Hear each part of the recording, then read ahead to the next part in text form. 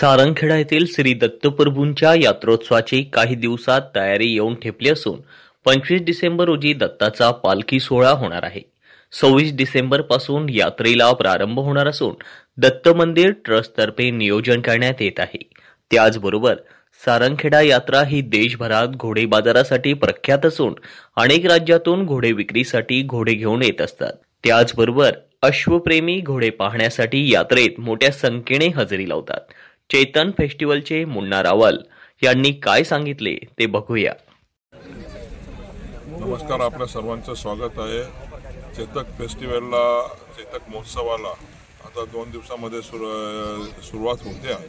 इथं जवळपास आता आपल्याला 1500च्या जवळपासचे अश्व दाखल झालेले आहेत आणि या वर्षी 2500 ते 3000पर्यंतचे अश्व दाखल होतील. त्याच्यामध्ये आम्ही दरवर्षीप्रमाणे यावर्षीसुद्धा वेगवेगळ्या अश्व प्रतियोगितांचं आयोजन केलेलं आहे.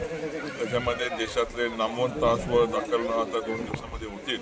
त्यांची किंमत 1 करोडपासून तर 9-10 करोडपर्यंत आहे. वो जो 2 लड़के आ रहे हैं, 3 लड़के उनकी स्पेशल